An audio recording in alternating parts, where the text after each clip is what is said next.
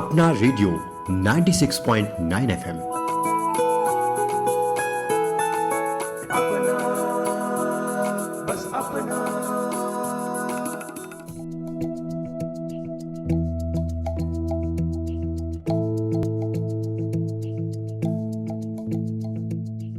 दोस्तों नमस्कार, आप सुन रहे हैं अपना रेडियो 96.9 एफएम और मैं हूं उदय शर्मा। दोस्तों, आज है राष्ट्रीय प्रौद्योगिकी दिवस यानी नेशनल टेक्नोलॉजी डे। तो आज के दिन दोस्तों हम आपके लिए लाए हैं विशेष कार्यक्रम विज्ञान की राह विकास की चाह।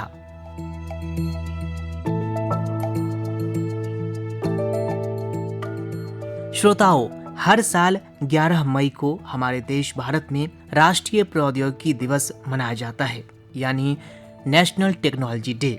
यह दिन 11 मई और 13 मई 1998 को पोखरण में किए गए सफल परमाणु परीक्षण का सम्मान करता है। इन परीक्षणों को सामूहिक रूप से ऑपरेशन शक्ति के रूप में जाना जाता है, जिसने भारत की तकनीकी और वैज्ञानिक क्षमताओं में एक महत्वपूर्ण मील का पत्थर साबित किया और देश को एक परमाणु शक्ति के रूप में स्थापित किया था।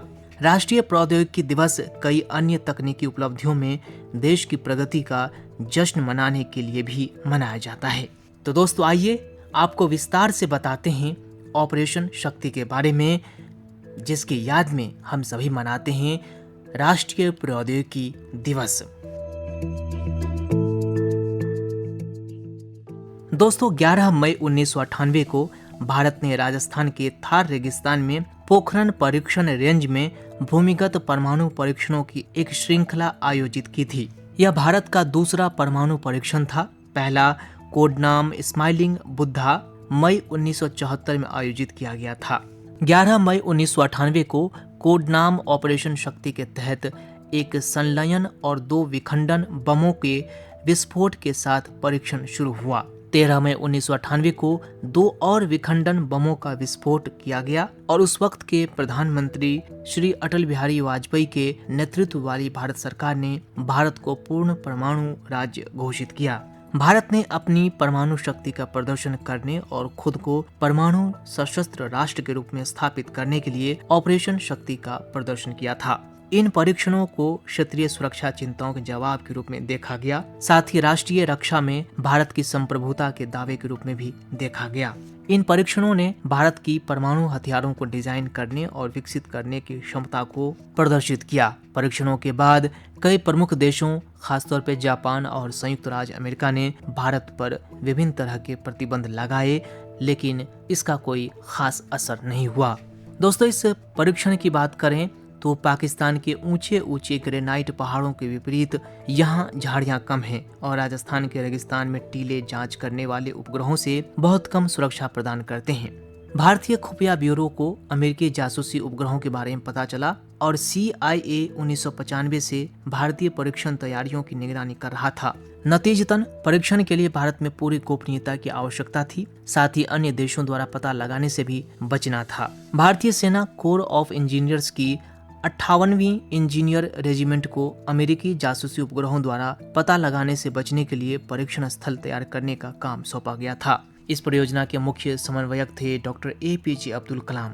डॉक्टर APJ अब्दुल कलाम प्रधानमंत्री के वैज्ञानिक सलाहकार और DRDO के प्रमुख थे और डॉक्टर R चिदम्बरम परमाणु ऊर्जा आयोग और परमाणु ऊर्जा विभाग के अध्यक्ष थे। पोखरण द्वितीय ऑपरेशन शक्ति परीक्षण के समय दोनों ही मुख्य समन्वयक थे। ऑपरेशन शक्ति ने भारत के रक्षा और वैज्ञानिक समुदाय की वैज्ञानिक और तकनीकी क्षमता को प्रदर्शित किया। सफल परीक्षण परमाणु प्रौद्योगिकी में वर्षों के अनुसंधान और विकास स्वदेशी प्रयासों का परिणाम थे। इस उपलब्धि के कुछ प्रमुख पहलू भी थे, जिसमें दोस्तों स्वदेशी विकास अहम रहा।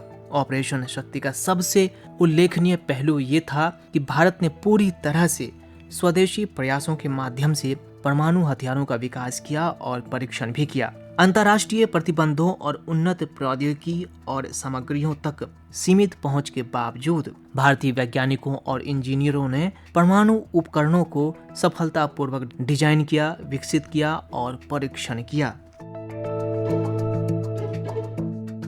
ऑपरेशन शक्ति ने परमाणु तकनीक को हथियार बनाने की भारत की क्षमता को प्रदर्शित किया। परीक्षणों ने विखंडन और थर्मोन्यूक्लियर उपकरणों सहित परमाणु उपकरणों के डिजाइन और कार्य क्षमता को मान्य दिया। दोस्तों, अब भारत दुनिया के उन देशों में से एक बन गया था जो परमाणु हथियार बनाने और तैनात करने में सक्षम था। ऑपरेशन शक्ति की सफलता ने भारत के रक्षा और वैज्ञानिक प्रतिष्ठानों की उन्नत वैज्ञानिक अनुसंधान क्षमताओं को प्रदर्शित किया, जिसमें परमाणु भौतिकी, पदार्थ विज्ञान, इंजीनियरिंग और विस्फोट प्रौद्योगिकी में बहुविषयक विशेषज्ञता शामिल थी।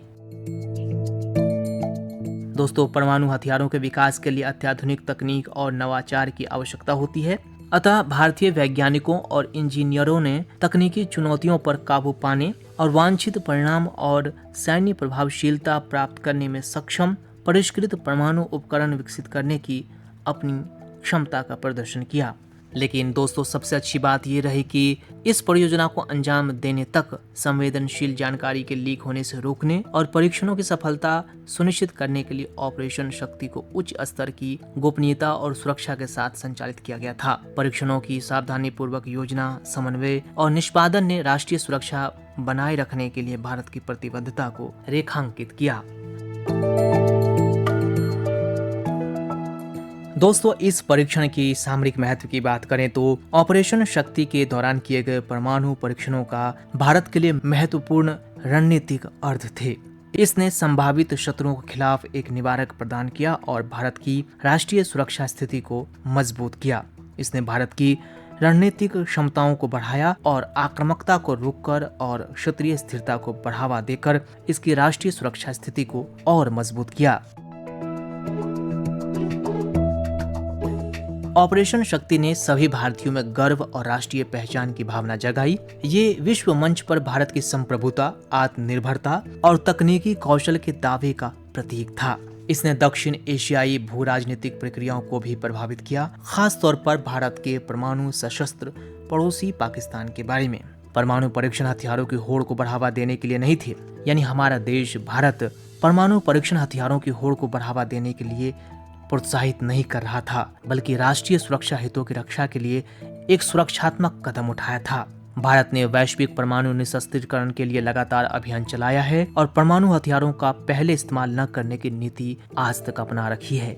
हालांकि दोस्तों, ऑपरेशन शक्ति के महत्वपूर्ण अंतर्राष्ट्रीय अर्थ भी थे, जिसने परमाणु प्रसार, हथियार नियंत्रण और अप्रसार मानदंडों पर वैश्विक बहस को जन्म दिया। इसने कुछ देशों द्वारा भारत के खिलाफ प्रतिबंध लगाए, लेकिन वैश्विक सुरक्षा गतिशीलता में भारत की भूमिका का पुनर्मूल्यांकन भी किया गया। संयुक्त राज्य अमेरिका के साथ साथ ब्रिटेन और जर्मनी जैसे देशों ने भी अपनी असहमति व्यक्त तो की और वैश्विक परमाणु अप्रसार प्रसारों के प्रति अपने समर्थन पर जोर दिया, पर इन परीक्षणों ने सभी भारतीयों में राष्ट्रवादी उत्साह और गौरव की भावना भी जगाई, जिसने इन परीक्षणों को भारत के एक प्रमुख वैश्विक शक्ति के रूप में उभरने के प्रतीक के रूप में देखा।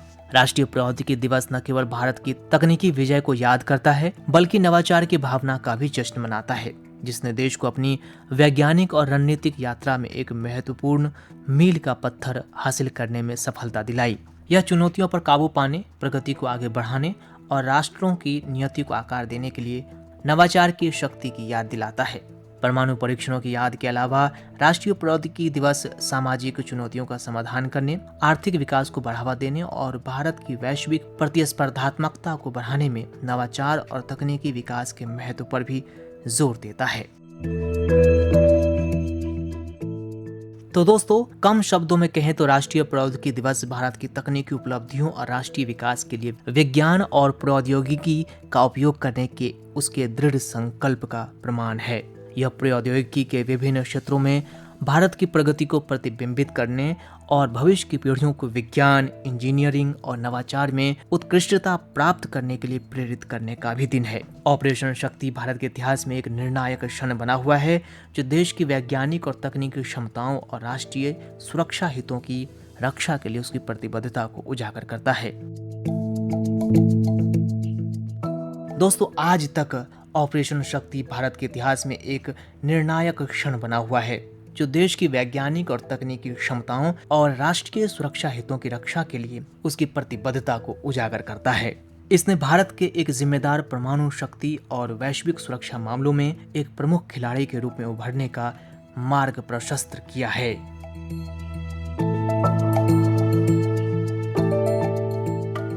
दोस्तों, हाल के दशकों में बात करें भारत की स्थिति विज्ञान और प्रौद्योगिकी के मामले में, तो हम सभी गर्व से कह सकते हैं कि भारत ने साइंस और टेक्नोलॉजी में उल्लेखनीय प्रगति की है।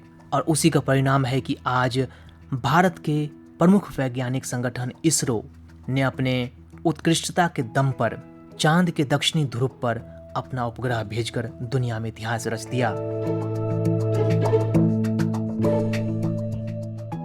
चंद्रयान 3 द्वारा चंद्रमा के दक्षिणी ध्रुव का अन्वेषण भारत के अंतरिक्ष प्रयासों में एक नए युग का प्रतीक बना। चंद्रमा के दक्षिणी ध्रुव के पास भारत की सफल सॉफ्ट लैंडिंग राष्ट्रीय गौरव का क्षण है, जिसने देश को चंद्रमा के दक्षिणी ध्रुव के इतने निकट अंतरिक्ष यान उतारने की उल्लेखनीय उपलब्धि प्राप्त करने वाले पहले देश के रूप में स्थापित किया। दोस्तों, यह उपलब्धि भारत के लिए मानव जाति और बाह्य अंतरिक्ष के बीच संबंधों को रूपांतरित करने में नेतृत्वकारी भूमिका निभाने का अवसर प्रस्तुत करती है। और इसी तरह कई अन्य विज्ञान और प्रौद्योगिकी उपलब्धियों के दम पर भारत पूरी दुनिया में अब एक समर्थ देश के रूप में उभरा है, एक विकसित देश के रूप में आकार ले रहा है। आज के समय में दोस्तों, भारत की सैन्य शक्ति सबसे मजबूत मानी जाती है और इसके पीछे सिर्फ और सिर्फ विज्ञान और प्रौद्योगिकी संपन्न सैन्य हथियार हैं। हमारे पास उन्नत मारक मिसाइलें और डिफेंस सिस्टम है। ग्लोबल फायर पावर 2025 की रिपोर्ट के मुताबिक कुल 145 देशों की लिस्ट में सैन्य ताकत को लेकर भारत का स्थान चौथा है। भारतीय सेना के तीनों अंगों के पास करीब 899 हेलीकॉप्टर हैं, जिसमें 80 लड़ाकू हेलीकॉप्टर हैं। तो दोस्तों, हम सबको यह याद रखना चाहिए, आज के दिन को याद करना चाहिए और अपनी साइंस और टेक्नोलॉजी पर गर्व करना चाहिए। भारत में विज्ञान और प्रौद्योगिकी सदैव सदियों से रही है और हम सबका यह कर्तव्य है अपने विज्ञान और प्रौद्योगिकी को आगे बढ़ाना चाहिए। आज राष्ट्रीय प्रौद्योगिकी दिवस के दिन हम सबको संकल्प लेना चाहिए कि हम सभी अपने देश को और आगे बढ़ाएंगे, विज्ञान की दुनिया में और आगे ले जाएंगे और सदैव अपने देश में वैज्ञानिक सोच को आगे बढ़ाते रहेंगे। तो दोस्तों, आज के इस दिवस पर हम सभी अपने सभी वैज्ञानिक समुदायों को, वैज्ञानिकों को और विज्ञान शिक्षकों को और साथ ही उन तमाम नागरिकों को जो वैज्ञानिक सोच के साथ आगे बढ़ते हैं और देश की विज्ञान और प्रौद्योगिकी में कहीं न कहीं योगदान देते हैं, उन सबको सलाम करते हुए इस कार्यक्रम को करते हैं संपन्न। दोस्तों, हमेशा याद रखिए, विज्ञान की राह, विकास की चाह, इसी ध्येय के साथ आगे बढ़ना है और एक विकसित देश बनना है। इसी के साथ दोस्तों, अब मुझे यानी अपने रेडियो साथी उदय शर्मा को दीजिए अनुमति। नमस्कार, सुनते रहिए अपना रेडियो 96.9 FM।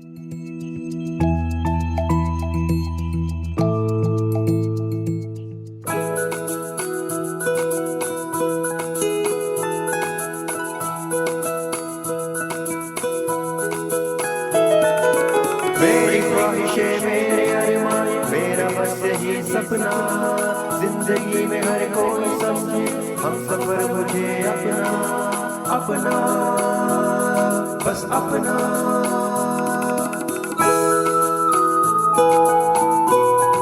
अपना रेडियो 96.9 FM